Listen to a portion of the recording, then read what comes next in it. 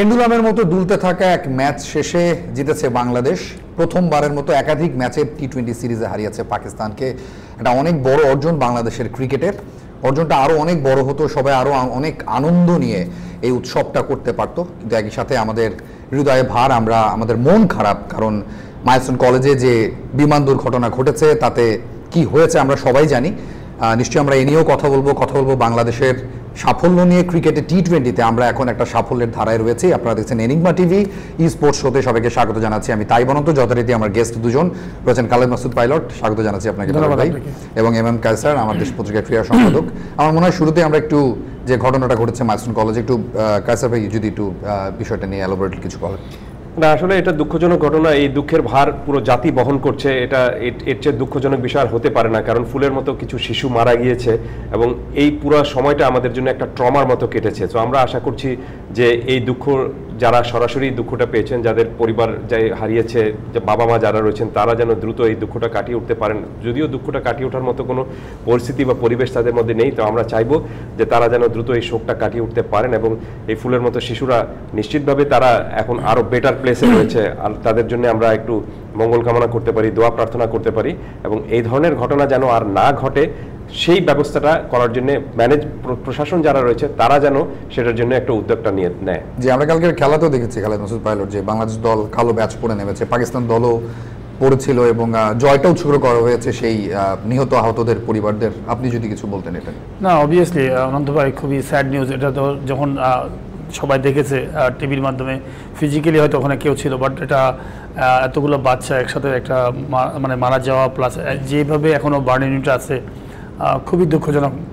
পুরা শুধুমাত্র খেলোয়াড়রা না, আমার কাছে মনে হয় যে মানব জাতি সবাই কিন্তু, যারা দেখেছে সবাই কিন্তু আপসেট এবং খুবই টাফ ট্র্যাজেডি। আমি দোয়া করি যেন আল্লাহ তাআলা তাদের পরিবারকে যেন ধৈর্য দেন এবং তারা রিকভারি করতে পারেন। খুব টাফ টাইম আমি মনে করি। হয়তো আমরা বাইরে থেকে বলছি, ধরেন আমাদেরই তো বাচ্চা, হয়তো আমার রক্তের না, কিন্তু তারও কারো না কারো বাচ্চা, বাট এটা আপনি যদি নিজের বাচ্চাকে ফিল করেন তাহলে কেমন লাগবে। তো ঠিক তাদের ওই সময়গুলো এরকম যাচ্ছে, আল্লাহ তাআলা যেন তাদেরকে অ্যাটলিস্ট ধৈর্য ধরার মতো ওই শক্তিটা যেন যায়। হ্যাঁ, life has to move on, এবং আমরা আবারও যেহেতু খেলাতেই ফিরে আসতে হবে। একটা সময় কালকে ভয় লেগে গিয়েছিল, মনে হচ্ছিল যে বাংলাদেশ ম্যাচটা হেরে যাবে, এবং 15-5 উইকেট থেকে পাকিস্তান দুর্দান্ত কামব্যাক করেছে। ভয়টার বিষয়টা নিয়ে হয়তো আলোচনা কম হয় যেহেতু ম্যাচটা বাংলাদেশ জিতেছে, কিন্তু একটু পাইলটের কাছে জানতে চাই যে আপনার কি মনে হয় যে যেভাবে পাকিস্তান কামব্যাক করলো, বাংলাদেশের বোলিং লুপহোল, ফিল্ডিং লুপহোলগুলো আসলে রয়েই গেছে কোথাও না কোথাও? আমার মনে হয় যে স্টার্টিংয়ে বোলিং তো আমরা খুবই ভালো করেছি। আপনি যদি প্রথমে দেখেন, শরীফুল ব্রেক থ্রু এনে দিয়েছে, লো স্কোরিং গেম। আমরা গত দিনেও বলছিলাম, কিন্তু এই মাঠে কিন্তু বর্ষাকালের জন্য বড় রান হবে না, 150 খুব ভালো স্কোর। তো তারপরেও কিন্তু আমরা 150-তে যেও পৌঁছাতে পারছিলাম না। তো আমি মনে হয় সব কিছু মিলে আমি বলবো যে আমাদের যে রান পুঁজি করেছিলাম সেটার এগেনস্টে আপনি ভালো বোলিং করতে হবে প্রথম 6 ওভার। তো প্রথম 6 ওভারের মধ্যে আলহামদুলিল্লাহ আমার কাছে মনে হয় যে শরীফুল ব্রেক থ্রু দিল। তো প্রত্যেকটা বোলারই আমার মনে হয় যে আসে এবং ভালো বল করছে, এবং সবচেয়ে বড় ব্যাপার আমাদের মিরপুরের উইকেটে যে জায়গায় বল করা দরকার রাইটলি ওই জায়গায় বল করেছে, যেটা পাকিস্তান করতে পারে না। পাকিস্তান কিন্তু অনেক মানে এপার ওপার বল করেছে, মানে উইকেট পিক করতে পারে না, ব্যাটসম্যানকে পিক করতে পারে না পাকিস্তানি বোলাররা। কিন্তু আমার সাথে বলবো যে আমরা খুবই লাকি যে আমি জাকের আলী মাহাদির একটা পার্টনারশিপ, এই পার্টনারশিপটা কিন্তু একটা রান দাঁড় করেছে। ওই পার্টনারশিপ যদি জাকের আলী পার্টনারশিপটা না করতো তাহলে কিন্তু আমরা বিলো 100 হয়তো হয়ে যেতাম। তো তারাও আমি বলবো যে আমাদের বোলাররা অসাধারণ বোলিং করেছে, এক্সেপ্ট আমি বলবো যে আমাদের লেগ স্পিনার রিসাদ এক্সপেন্সিভ ছিল, বাট তার কিছু আপনি যদি দেখেন ভুল ছিল কিছু, বিকজ এই ধরনের উইকেটে আপনি সারাক্ষণ জোরে বল করছেন, লাইক কুমলে যে বল করতেন সারাক্ষণ কুমলের মতো জোরে জোরে বল করছেন, এর মধ্যে কিছু বল পড়ছে শর্ট বল। এই বলটা পাকিস্তানি প্লেয়াররা সবসময় পুল এবং কাট খেলার জন্য বসে থাকে, তো আপনি আইডিয়াল বলগুলো কিছু দিয়ে দিয়েছেন, ফলে মোমেন্টাম হারাই ফেলছিলেন। তো সেই জায়গায় আমার কাছে মনে হয় আপনি দেখবেন যে অনেক সময় অনেক স্পিনার থেকে লেগ স্পিনার যে আস্তে করে হাওয়ার মধ্যে দিয়ে জাস্ট স্টাম্পে বল প্লেট টার্ন করায়, সেই কাজগুলো কিন্তু করছিল না, যে ওদেরকে ভুল টাইমিং করাচ্ছিল না।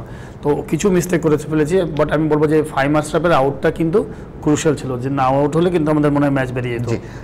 ফাহিম আশরাফের আউটটা তো রিশাদই করেছেন, কিন্তু ওই ওভারে 15 রান কনসিড করেছেন এম কায়সার, এবং তাকে ওভারটা করতে হয়েছে কারণ ওভারটা তুলে রেখেছিলেন লিটন দাস।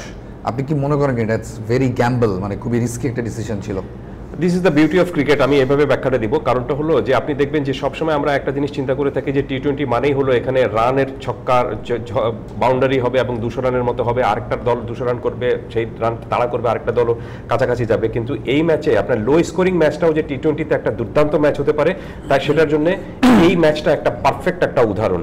আর আপনি ফিরি যে ঋষাদের সেই ওভারের কথা, ঋষাদের সেই ওভারে ঋষাদ ভুল করেছিলেন, কোনো সন্দেহ নেই।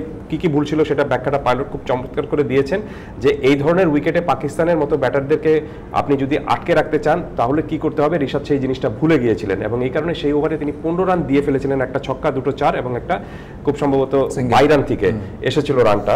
বাট তারপরেও আমি সবসময় একটা জিনিস বিশ্বাস করি, সেটা হলো যে আপনি শুরুটা কি করলেন ইট ডাজ নট কাউন্ট, আপনি শেষটা কিভাবে করলেন এটাই কিন্তু হিসাবটা আসবে। তো শেষটা তিনি চমৎকার করেছেন, কোনো সন্দেহ নেই। ফাহিম আশরাফকে তিনি আউট করেছেন এবং সেটাই ক্রুশিয়াল, যেটা পাইলট বলছিলেন অবশ্যই, কারণ ফাহিম আশরাফ এই দলের মধ্যে সেই সময়টায় আপনি এডুকেটেড বা স্বীকৃত একজন ব্যাটসম্যান ছিলেন, তিনি যদি শেষ পর্যন্ত থাকতে পারতেন এই ম্যাচটা পাকিস্তান হয়তো জিতে যেতে পারতো। আপনি দেখবেন যে এই লো স্কোরিং ম্যাচে আপনি যখনই হাফ চান্স পাবেন সেটাকে ফুল চান্স করতে হবে, সেই কাজটুকু কিন্তু বাংলাদেশের ফিল্ডাররা অনেক সময় করতে পারেননি।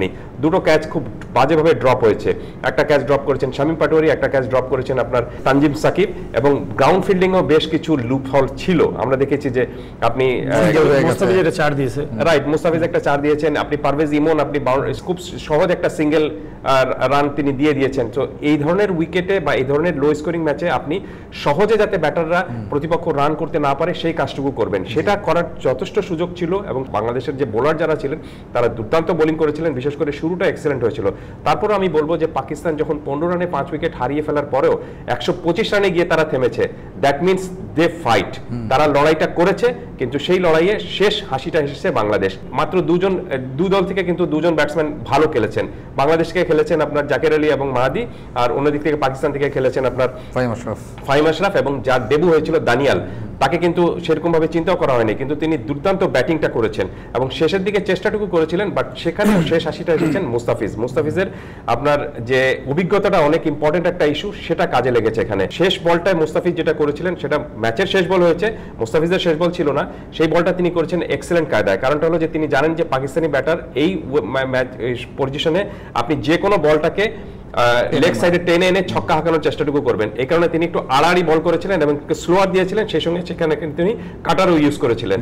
তো সবকিছু মিলে সেটা প্রায় ছক্কা হওয়ার কাছাকাছি গিয়েছিল, কিন্তু শামীম পাটোয়ারি প্রেসার ক্যাচ ছিল। ইমনের কথা বলছিলেন, ইমনও কালকে ক্যাচ ড্রপ করেছে, অনেকগুলো ক্যাচ ড্রপ হয়েছে মানে, এবং দানিয়ালের কথা বলছিলেন এম কায়সার 11 বলে মানে 17 করেছেন। এই ধরনের ছোট লো স্কোরিং ম্যাচে তো অনেক ইম্পর্টেন্ট রোল, সেটা ওভারঅল বাংলাদেশ জিতেছে। এবং দিন শেষে উইকেটটা নিয়ে আসলে পাইলট একটা বড় আলোচনা আর কি, উইকেটটা, কারণ কালকে ম্যাচ শেষে অনেক লম্বা ব্রিফ করেছেন ফাহিম আশরাফ উইকেট নিয়ে, বলছিলেন যে বিপিএল এ যে উইকেট আমরা পাই ডেফিনেটলি গরমে বাংলাদেশের উইকেট কমপ্লিটলি ডিফারেন্ট আচরণ করছে। তারপরে যে মাইক হাসানের কথাটাই চলে আসে যে এরকম উইকেটে খেলে বাংলাদেশ আসলে বড় মঞ্চে কিছু করতে পারবে না, আপনি কি তাই মনে করেন? ছোট্ট একটা এক্সাম্পল দিই, আমার মনে হয় যে দেখেন গত পরশুদিন যে মাইলস্টোনে যে অ্যাক্সিডেন্ট হয়েছে, এখন কিন্তু মানুষ রিয়ালাইজ করছে যে এইখানে আর প্লেনের প্র্যাকটিস করা উচিত না, এটা এখন করছে অ্যাক্সিডেন্ট হওয়ার পরে। আমার মনে হয় যে ভবিষ্যতে বাংলাদেশের যে টিমগুলো খেলতে আসবে তারা আমার মনে হয় বর্ষাকালে বাংলাদেশে খেলতে আসবে না, বিকজ বর্ষাকালে এই জুলাই আগস্ট সেপ্টেম্বর এই 3টা মাস কিন্তু এটা আপনি যতই চিন্তা করেন না কেন 250 রানের উইকেট হবে না, এখানে ওই আপনার ওই 150 রানের উইকেট হবে। এবং এখানে বড় টিম এবং ছোট টিমের মধ্যে পার্থক্যটা একদম কাছাকাছি। শুধু মিরপুর ভিত্তিক বলছেন না, গোটা বাংলাদেশ, ওভারঅল বাংলাদেশ, বিকজ মানে আপনি পারমিট করবেন তো, পানি সারাক্ষণ বৃষ্টি আছে, কালকে সকালেও তো বৃষ্টি আছে 2 ঘন্টার মতো, তো আপনি জমে থাকবে, বৃষ্টি থাকবে, যে বৃষ্টিটা মাঠে পড়ছে, এই পানিটা কোথায় যাবে? তল দিয়ে তো উইকেটের নিচেই তো যাবে। তো এবং নিচে কয়েকদিন ধরে বৃষ্টি হচ্ছে, তো এটা এই 3টা মাস থাকবেই, বোলারদের অ্যাডভান্টেজ অলওয়েজ থাকবে এই সময়টা, বোলারও তো ট্রাম কার্ড। এবং বিশেষ করে আমাদের জন্য সুবিধা কেন, আমরা ধরেন 150 মাইলে যে বলটা খেলতে চাই সেই বলটা এখানে হয়তো দেখা যায় 145 আসবে, তা আমাদের জন্য একটা প্লাস পয়েন্ট। কিন্তু যারা 150-এর এগেইনস্টে 50 মারতে যায় তাদের জন্য কঠিন, অ্যাডজাস্ট করা কঠিন, এইগুলো আপনাকে বুঝতে হবে। প্লাস আমরা এত গ্রিপ করা বল এখন আর কেউ খুব কম খেলে, অন্যান্য দেশে এখন টি-20 ফরম্যাটে খেলে ফ্ল্যাট উইকেট সিমেন্টের মতো। তো এখন দুটো টিমের মধ্যে যদি আপনি মানে টিম কাগজ কলম যদি দেখেন, আমি বলবো পাকিস্তান টিম কাগজ কলমে 60, বাংলাদেশ 40, বাংলাদেশের যে মানে টিমের প্লেয়ারের কম্বিনেশন। কিন্তু বাংলাদেশের এই ওয়েদার, এই কন্ডিশন, এই সব কিছু বাংলাদেশকে 50 বানিয়ে দিয়েছে, পাকিস্তানকে নামাই দিয়েছে, বিকজ পাকিস্তান তো এইরকম খেলা উইকেট খেলছে না। তো সব কিছু মিলে আমার কাছে মনে হয় যে এটা কিছু করার থাকে না, আপনি যেহেতু খেলা পড়েছে, ভেন্যু আপনার তৈরি আছে, তাদেরকে ওই প্রিপারেশন নিয়ে আসা হচ্ছিল। পাকিস্তানি প্রিপারেশনের ভুল।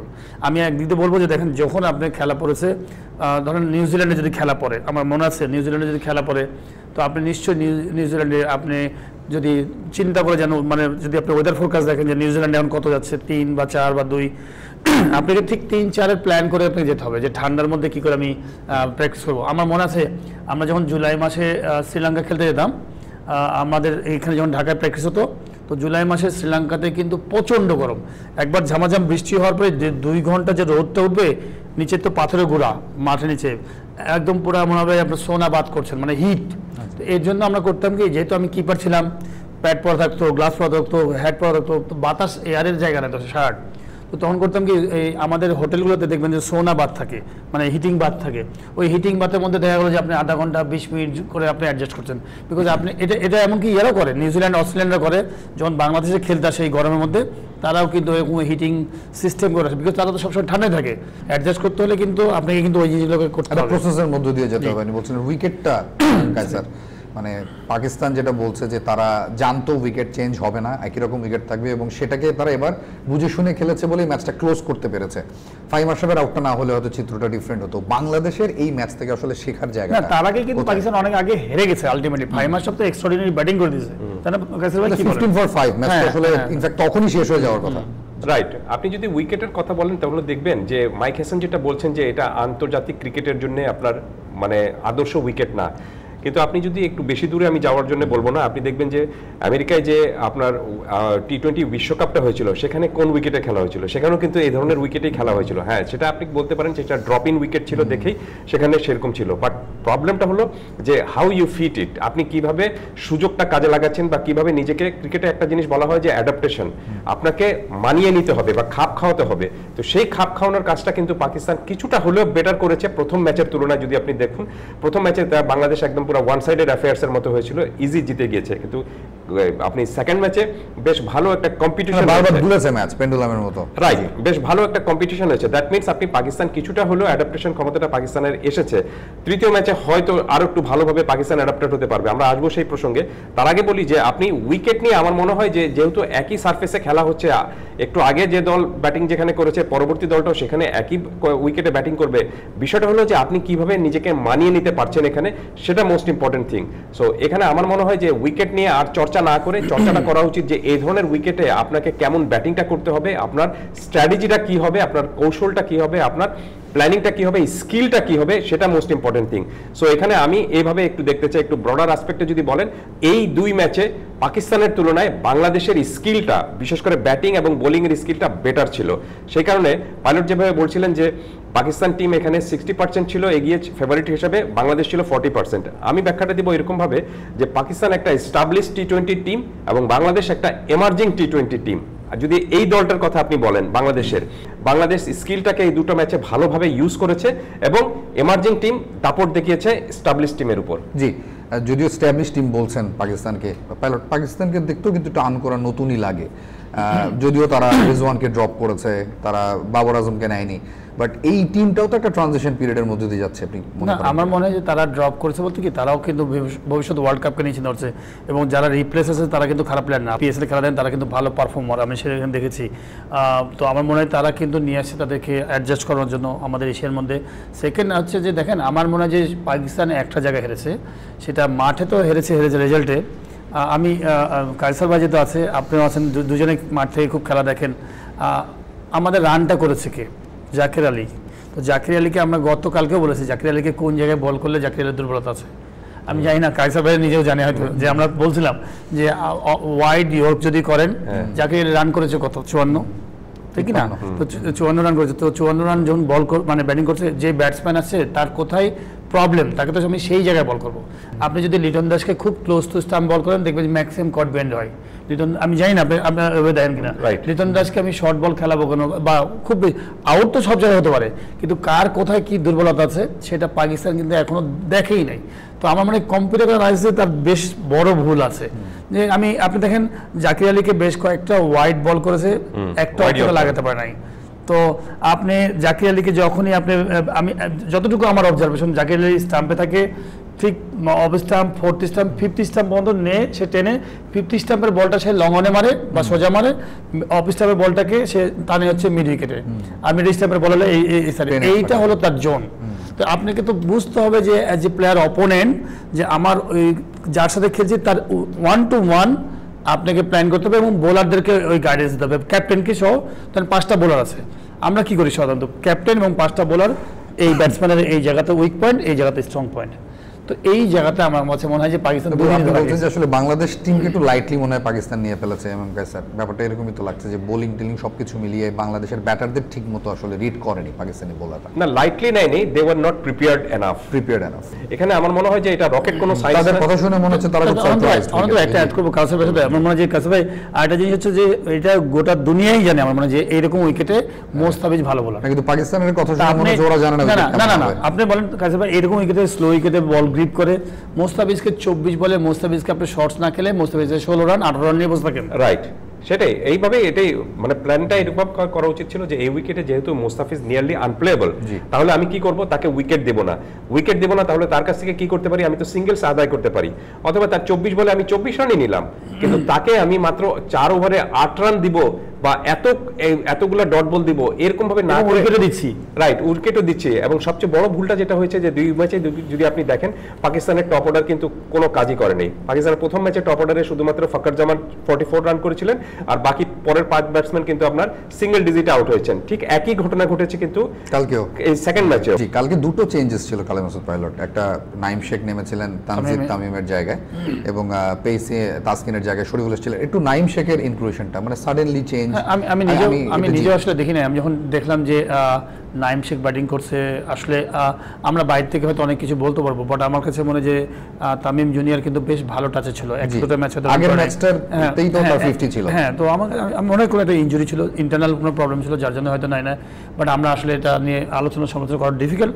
বাট আমি নাইম শেখ যে আউটটা হয়েছে আমি আপনাকে বলবো, দেখেন খুবই সিলি আউট মানে ধরেন একটা প্লেয়ারের ব্যাটসম্যানের যখন আপনার শক্তি কমে যায়, অনেকক্ষণ ধরে খেলছে, পাওয়ার কম, তখন ব্যাটসম্যান একটু ইম্প্রোভাইজ করে এদিক দিয়ে, যেমনটা আমরা অনেক সময় দেখবেন মেহেদি মিরাজ করে বা হয়তো দেখা স্কুপ করার চেষ্টা করে বলে পেসটাকে কাজে লাগায়। কিন্তু আপনি যখন প্রথম 6 ওভার ব্যাটিং করছেন পাওয়ার প্লে, নতুন বল, আপনি তো এই জোনগুলো যতটা সেফ জোন মারবো, বিকজ আপনার সব তো ফিল্ডার সার্কেলে, আমি কেন এই পেসটাকে এখন তো ইউজ করা না, এমনি তো আপনার শুধু টাইমিং। তো আমি এটা খেলবো কখন, যখন হয়তো লাস্ট স্লগ ওভারের লাস্ট 3-4 ওভার আছে, ফিল্ডার ফাইন লেগ আপ, তখন আমি হয়তো খেলবো। আমার এইদিকে সব আটকা দিয়েছে, আমি মারতে গেলে এখানে আউট হয়ে যাবো, মিড অফ লং অফে আউট হয়ে যাবো, ঠিক আছে আমি এই বোলারটাকে এদিক দিয়ে দিব, তাহলে হয়তো দেখা যায় অন্য জায়গায় বল করবো, আবার অন্য দিক দিয়ে মারবো। তো আপনি প্রথম 6 ওভার আমার মনে হয় যে আননেসেসারি, আমার কাছে মনে হয়। আপনি তো টপ অর্ডার ব্যাটসম্যান, ওপেনার, আপনি মারবেন কাভারের উপর দিয়ে, লং অফের দিয়ে, মিডের উপর দিয়ে।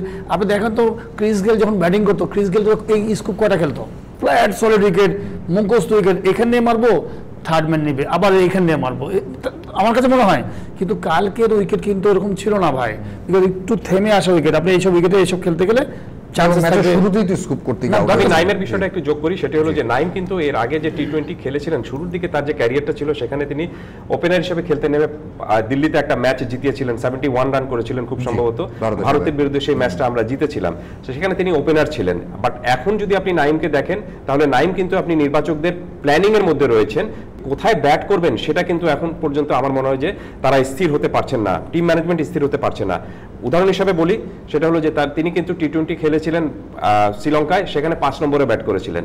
দ্যাট মিনস তিনি কিন্তু প্ল্যানিং এর মধ্যে রয়েছেন। তো তাকে কোথায় খেলানো হবে সেটা এখন পর্যন্ত ঠাউর করা যেতে পারেনি, দেখেই তার একটা ব্যাটিং পজিশন সেট করার একটা চিন্তা ভাবনা চলছে। কিন্তু আমার কথা হলো যে আপনি একটা ইন্টারন্যাশনাল ক্রিকেটে একজন ব্যাটারকে নিয়ে বা কারো পজিশন নিয়ে এরকম ভাবে প্ল্যানিং মানে আপনার এক্সপেরিমেন্ট করার কোনো সুযোগটা নেই। এক্সপেরিমেন্ট আপনি করবেন ঘরোয়া ক্রিকেটে, এবং এক্সপেরিমেন্ট করে এখানে যা শুধুমাত্র আপনি আসবেন পারফরমেন্স করার জন্য। ইন্টারন্যাশনাল ক্রিকেট কিন্তু কখনোই কোনো কারো এক্সপেরিমেন্টের জায়গা হতে পারে না। আপনি ঘরোয়া ক্রিকেটের কথা যেহেতু বললেন, আমি শুধু অ্যাড করবো, দেখেন আপনি নাইম শেখ এই শট খেললেও প্রবলেম নাই, যদি আপনি রানের পর রান করাচ্ছেন, আপনার কনফিডেন্স অনেক হাই, আপনি জানেন যে শ্রীলঙ্কায় অনেক রান করাচ্ছেন, রানের পর রান করছেন, তখন আপনি যা খেলতে যাবেন তাই মনে লাগবে। কিন্তু আপনাকে আমি কেন বলছি, নাইম শেখ কিন্তু টল প্লেয়ার, এবং সাথে আপনি এটা কে খেলতে পারে, শামীম পাটোয়ারি খেলতে পারে, এটা মমিনুল খেলতে পারে, মিরাজ খেলতে পারে, যাদের স্ট্রং হ্যান্ড না, যারা হচ্ছে লং অফ লং অনে বড় বড় 6 তারা না, না, তারা পারে না হয়তো, আমি বলবো শক্তিটা কম, কিন্তু নাইম শেখ তো টল প্লেয়ার, তার তো সব দিকে শর্ট খেলার অ্যাবিলিটি থাকবে। কিন্তু নাইম শেখের কথা যেহেতু রানের কথাও আসছিল, নাইম শেখ তো ডোমেস্টিকে প্রচুর রান করছেন, সেটা তো একটা সিজনে না, সিজনের পর সিজন রান করে যাচ্ছেন। কি সমস্যা অ্যাডাপ্টেশনে ইন্টারন্যাশনালি পারছেন না? আমি অনন্ত ভাই ডোমেস্টিককে না আমি খুব হাই কোয়ালিটি ধরি না। ডোমেস্টিক রান করাটা অবশ্যই খুবই ভালো জিনিস, যে আপনি যে খেলায় খেলেন না কেন, টেনিস বলে খেলেন বা এলাকায় খেলেন, রান যে করা জানেন তার অবশ্যই মেধা খুব ভালো, রান করাটা খুবই একটা কনফিডেন্স বিল্ড আপ করে।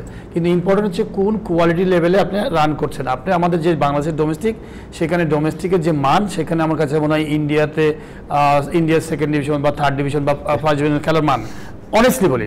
বিকজ আপনি এখানে একটা টিম হয়, ধরেন সাপোজ গত কয়েক বছর ধরে আবহাওয়া টিম হয় 15টা প্লেয়ার বা 18টা প্লেয়ার ন্যাশনাল টিমের, বাদ বাকি টিমগুলো হয় আন্ডার-8, আন্ডার-19, আন্ডার-20 দিয়ে। তো এই টিম দিয়ে আপনি বাদ বাকি 9টা ম্যাচ খেলছেন, আপনি কিন্তু টাইম নষ্ট করছেন, বেস্ট প্লেয়ার টাইম নষ্ট করছে। তার মধ্যে যখন আপনি বেস্ট টিমে খেলছেন, সেখানে আবার আপনাকে আম্পায়ার হেল্প করছে, একটা হয়তো ক্লোজ কট বিহাইন্ড, হয়তো একটা লেগ বিফোর, হয়তো দেখা হলো যে আপনি বড় টিমে খেলছেন নট আউট, তা আপনি হয়তো 700 রান করছেন। আমি কথার কথা ভাই, এটা আমার ব্যক্তিগত বাংলাদেশের ক্রিকেট তো তাই। হ্যাঁ, তো আপনি তো চ্যালেঞ্জিং খেলা খেলছেন না। ব্র্যান্ডেড প্লেয়ার যদি 12টা টিমে চলে যায়, তাহলে খেলার মান কি হবে? ওয়ার্ল্ড লেভেলে তো আমাদের এই প্লেয়ারই আইপিএল খেলতে পারছে না, এই প্লেয়ারে তো অস্ট্রেলিয়ান লিগ খেলতে পারছে না, তাহলে আমার মান কি হচ্ছে? তো আপনি 12টা টিমে যখন খেলছেন 2.5 মাস ধরে, 1 নম্বর টিম যখন 12 নম্বরের সাথে খেলছে, ওই দিনটা নষ্ট। আমি সবসময় মনে করি ওই দিনটা নষ্ট, বিকজ 1 নম্বর টিমের ও তো রাতে 3টার সময় ঘুমাই টুমাই আরামে, জানে তো ওর সাথে জিতবই না, সিরিয়াসলি। পাকিস্তান ইন্ডিয়া যখন খেলছে তার তখন ঘুম হারাম। আপনি যখন পাকিস্তানের সাথে ম্যাচ খেলছেন, তখন কিন্তু বাংলাদেশের প্লেয়ারদের ঘুম হারাম। আপনি চ্যালেঞ্জিং জিনিসটাকে নিয়ে আসতে হবে ক্লাবে। আপনি বলছেন যে ডোমেস্টিক আসলে কম্পিটিটিভনেসটা নেই, 100 বার। নাইম শেখ বা বিজয়রা ইন্টারন্যাশনাল লেভেলে আপনি মেধা স্ট্রং কখন হবেন? এই যে আমি বলি যে লিগগুলো হওয়া উচিত, বিভিন্ন জায়গায় লিগ খেলবেন, প্রেশার নেবেন। একটা প্লেয়ার ধরেন নাইম শেখ চলে গেল খেলতে, সাপোজ একটা ম্যাচ খেলতে গেছে ধরেন ময়মনসিংহের লিগ, তো নাইম শেখকে নিয়ে গেছে ধরেন 50,000 টাকা দিয়ে বা 1 লাখ টাকা দিয়ে, ওখানে সব আনারি প্লেয়ার, নাইম শেখ একা ন্যাশনাল লেভেল প্লেয়ার। নাইম শেখের মধ্যে প্রেশার, আমি রান করলে জিতবে, নাহলে জিতবে না। এই যে মেন্টাল প্রেশার, আপনি এতগুলো একটা প্রেশার নিয়েছেন, আমি টাকা নিয়েছি, খেলতে গেছি, প্রেশার। তো প্রেশারটা তো প্র্যাকটিস, এটা তো এমন না যে আমি প্র্যাকটিস করে গেলাম শুধু ব্যাটিং বলেই প্রেশারটা হয়ে যাবে। প্রেশার তৈরি আপনাকে নিজেকে তৈরি করতে হয়। একটা মানুষ, একটা অনেক সময় বলি না যে মানুষ অনেক মারামারি দেখতে দেখতে ওই মানুষ কাট করতে হয়ে গেছে, তো কাট করতে হতে হবে তো খেলে খেলে আপনাকে। কম্পিটিশনটা অনেক ইম্পর্টেন্ট একটা বিষয়। আপনি রান অনেক করলেন, উইকেট অনেক পেলেন, 1000-এর মতো রান করলেন, উইকেট পেলেন আপনি প্রায় 50টার মতো, কিন্তু সেটা কোনো কাজে আসবে না যদি আপনি সেই চ্যালেঞ্জিংটা না নিতে পারেন, বা আপনি কম্পিটিটিভটা যদি না হয়, কম্পিটিশনটা যদি না হয়। যেহেতু মানে কম্পিটিটিভনেস নিয়ে কথা হচ্ছে, শেখ মাহিদি কালকে খুব ভালো পারফর্ম করেছেন। বাংলাদেশের 4 উইকেট পড়ে গেছিল 30 রানের আগেই, সেখান থেকে ব্যাট 33 করেছেন। ইনফ্যাক্ট শেখ মাহিদি জাকের আলীর মানে পার্টনারশিপটা কিন্তু শেখ মাহিদি রান করেছেন, এবং বল হাতেও শেখ মাহিদি কালকে উইকেট নিয়েছেন। বাট আমার মনে হয় জাকের আলী ক্রেডিটটা নিয়ে গেলেও দিন শেষে শরীফুলের পারফরমেন্সটা কোথায় যেন একটু ছায়ায় ঢেকে পড়েছে।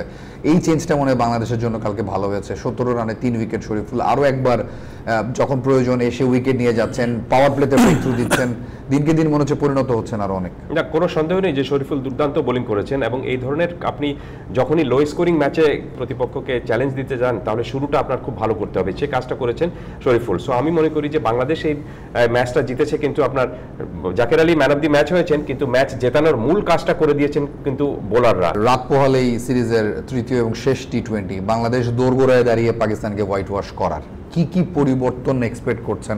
এখন প্রত্যেকটা জিনিস ফাইন টিউন করে নিজেদের ইমপ্রুভ করা, যে ফিল্ডিংও খারাপ করা যাবে না, ফিল্ডিংয়ের 100 ভাগ ভালো করা, ব্যাটিংয়ে 100 ভাগ ভালো করা, এই সব ইমপ্রুভমেন্টগুলো নিয়ে সামনের দিকে আগানো। জি, এবং স্যার আরও আমরা 2-1 সিরিজ হারলাম পাকিস্তানের কাছে 3-0, তারপর সাডেনলি আমরা শ্রীলঙ্কাকে হারিয়ে দিলাম, পাকিস্তানকে হারিয়ে দিলাম।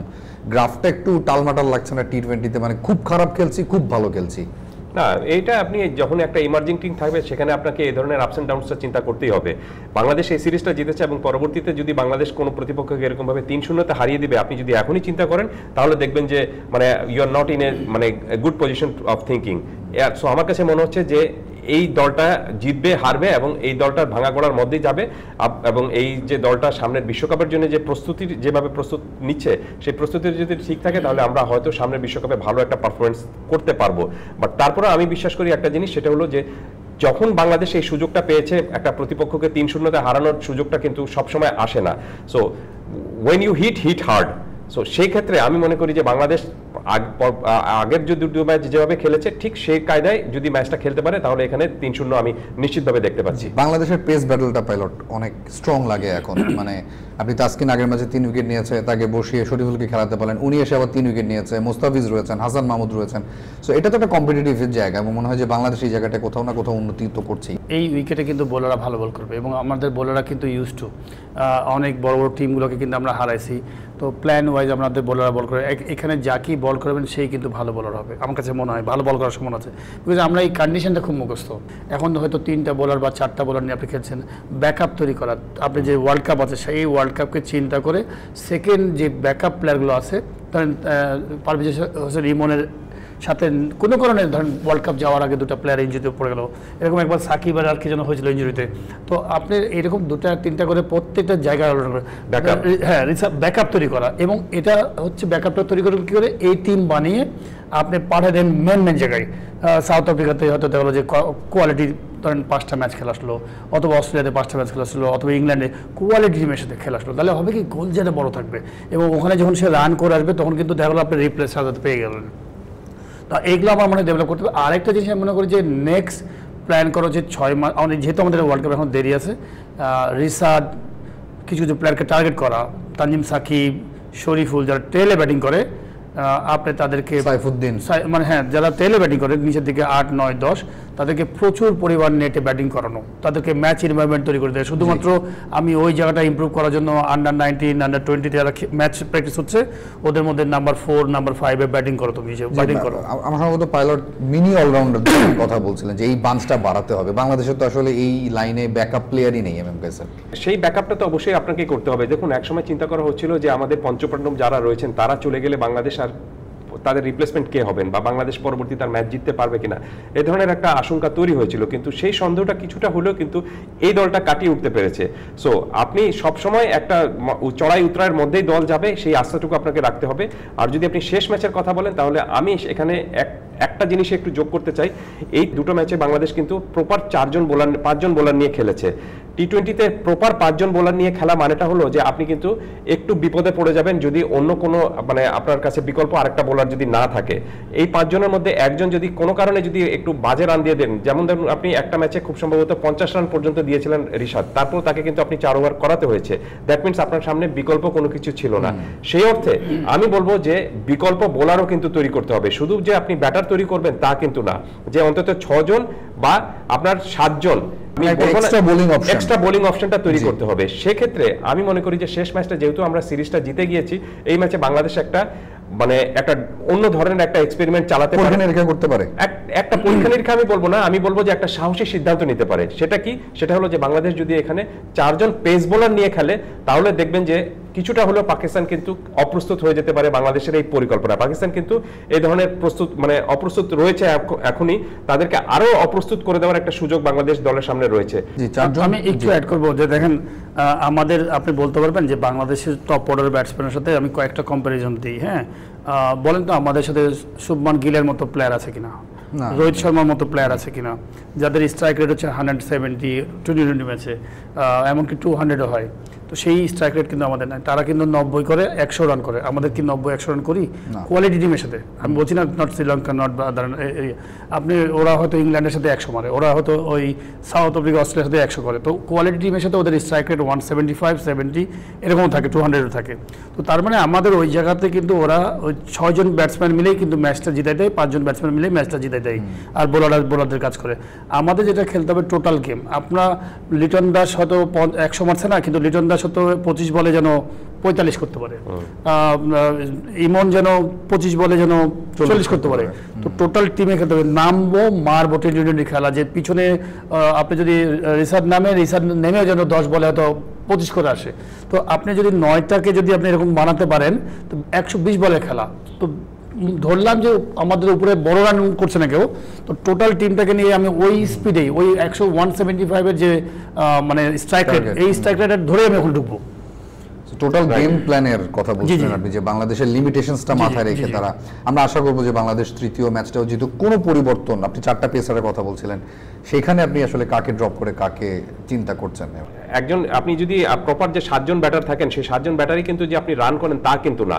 আপনি এর আগে আমরা দেখেছি যে 2 ম্যাচে বাংলাদেশের কিন্তু মাত্র একজন ব্যাটার ভালো রান করেছেন।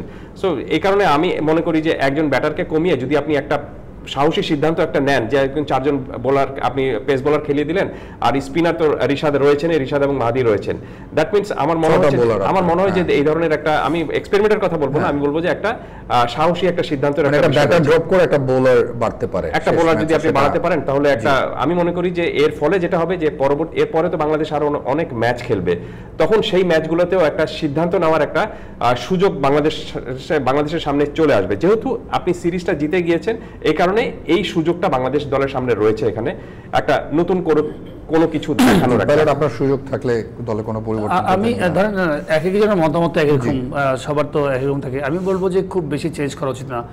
আমার মনে হয় যে এইরকমই কম্বিনেশন আপনি হয়তো মোস্তাফিজকে রাখবেন, বিকজ মোস্তাফিজ হচ্ছে আপনার ম্যাচ জিতার জন্য ট্রাম্প কার্ড, বেস্ট কি প্লেয়ারগুলোকে রাখবেন, উইকেটে খুব ভালো করবে, কি প্লেয়ার যেগুলো আছে সেগুলোকে রেখে আপনি ফাইন টিউন হতে গেল, যেটা বলছেন উনি যে 4 নম্বর বোলারকে বানানো, তো 4 নম্বর বোলারকে আমি 4টা পেস বোলার না খেলে একটা পেস বোলারকে হয়তো রেস্ট দিয়ে, যে ধরেন হয়তো ভালো বল করছো তুমি, বাবা একটু ব্রেক নাও, নেক্সট একটা বোলারকে একটা সুযোগ করে দিয়ে ওকে কনফিডেন্স তৈরি করে দেওয়া, যে না আমি পাকিস্তানের সাথে ম্যাচ খেলেছি, বিশ্রাম দিয়ে কাউকে নিয়ে আসা, এটা ড্রপ না, বিশ্রাম দেওয়া, যে না আমরা সিরিজ জিতে গেছি, আমি আর একটা বোলারকে নিয়ে কনফিডেন্সটা বিল্ড আপ করি, তারও যেন কনফিডেন্সটা তৈরি হয়।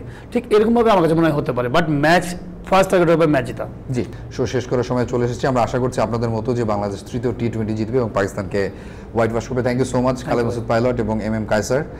আপনারা দেখছেন এনিগমা টিভি। আমরা আশা করব বাংলাদেশ তৃতীয় ম্যাচটা জিতবে, পাকিস্তানকে প্রথমবার টি20 সিরিজে হোয়াইট ওয়াশ করবে এবং একই সাথে গৌরবের সাথে এই সিরিজটা শেষ করবে। একই সাথে এনিগমা টিভির পর্দায় স্পোর্টস আপনারা দেখছেন। আমরা সেই মাইলস্টোন ট্র্যাজেডির হতাহত পরিবার, নিহতদের পরিবারের প্রতি আমাদের শোক জানাচ্ছি। সবাই ভালো থাকবেন, সুস্থ থাকবেন। আমরা আবারও প্রথম টি20 এবং দ্বিতীয় টি20 মতো লাস্ট টি20 শেষে আপনাদের সামনে হাজির হব। Good night.